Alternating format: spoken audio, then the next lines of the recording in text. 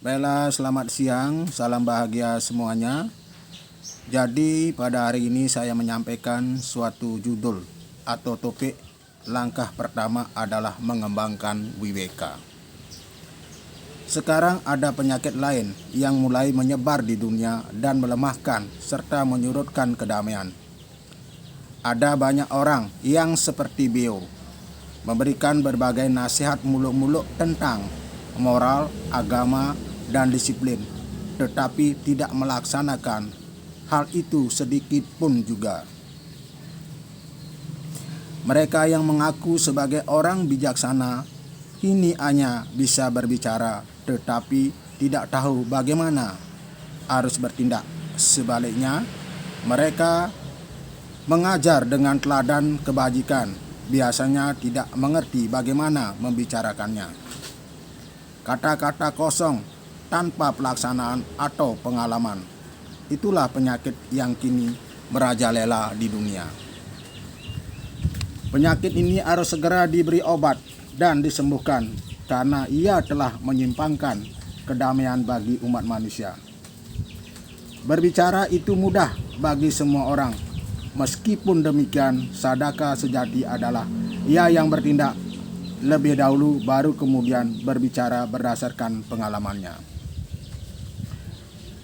Orang yang hanya berbicara tetapi tidak melaksanakan adalah orang yang menyebabkan bencana. Sadaka dan sadu yang berbahaya semacam itu jumlahnya semakin banyak dan mereka mengacaukan jalan yang benar. Umat yang polos dan lugu mengikuti mereka ikut tersesat dan terpedaya. Biarlah para pencari kebenaran dan peminat kehidupan rohani mula-mula mengamati kelakuan mereka, kemudian menetapkan pilihan. Orang yang memberi nasihat tetapi tidak menerapkannya dalam kehidupan sendiri hanya pantas dihormati sebagai tip recorder. Sebelum engkau mencapai tingkat kemanunggalan dan melihat segala sesuatu sebagai Tuhan, engkau harus memperlakukan rekaman hanya sebagai rekaman, tidak lebih dari itu. Sesungguhnya amat keliru dan berdosalah bila kita mengatakan segala sesuatu adalah Tuhan hanya di bibir, tetapi dalam pelaksanaannya engkau memperlakukan sejumlah orang sebagai tidak suci. Banyak orang yang menganggap petunjuk yang manis, indah, dan kepastian bicara sebagai hal yang penting. Tentu saja sampai batas-batas tertentu memang demikian halnya. Meskipun demikian, manisnya kata-kata itu harus tetap ada bila pembicaraan tersebut dikenang. Tidak boleh menjadi pahit dengan berlalunya waktu. Hanya kata-kata semacam ini merupakan madu surgawi. Kini manisnya kata-kata itu tidak bertahan lama. Ia segera berbalik menjadi pahit. Alasannya, kelakuan si pembicara tidak sesuai dengan hal yang dibicarakannya. Karena itu, kata-kata tersebut sekarang berubah menjadi anerta, ketidakbenaran. Kesan yang diperoleh pendengar akan permanen bila pokok pembicaraan yang baik disampaikan dengan gaya bahasa yang sesuai dengan perasaan yang tepat dan didasarkan pada pengalaman yang sesungguhnya. Orang menempuh hidup kerohanian harus mengusahakan hal sebagai berikut. 1. Mengembangkan WWK, yaitu kemampuan untuk membedakan yang kekal dari yang sementara untuk menentukan apa yang bernilai. 2. Ia harus sungguh-sungguh berusaha mengalami apa yang dianggapnya benar dan bernilai. 3. Usaha itu tidak boleh dihentikan apapun yang mungkin terjadi. Ketiga hal ini dapat disebut tapa yang sejati. Dari tapa ini akan timbul kedamaian dan kegembiraan yang sesungguhnya. Segala sesuatu di dunia ini, dari yang paling kecil hingga paling besar, setiap menit mengalami perubahan. Tidak ada benda atau makhluk hidup yang tidak terkena hukum ini. Ciptaan senantiasa mengalami perubahan. Perubahan ini ada dua macam, lahir dan batin atau luar dan dalam. Perubahan luar atau lahiriah dapat diketahui dengan mudah Perubahan dalam atau batinnya tidak begitu jelas, tidak mudah dimengerti. Karena itu, pertama-tama perlulah melatih dirimu memahami perubahan luar yang lebih jelas. Kemudian sedikit demi sedikit engkau dapat menangani masalah pengendalian dunia dalam yang selalu berubah-ubah.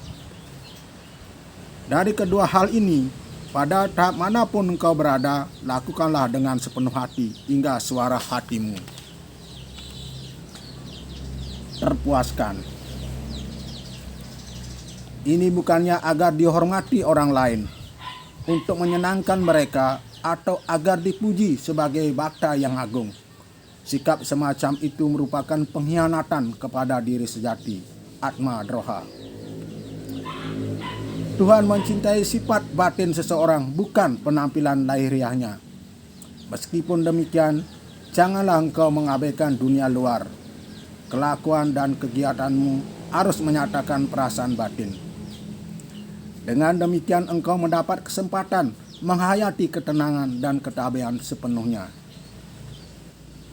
Karena cita rasa kedamaian harus dinikmati melalui pikiran, perkataan, sikap, dan perbuatan. Kedamaian hanya lengkap bila dinikmati dalam keempat hal ini.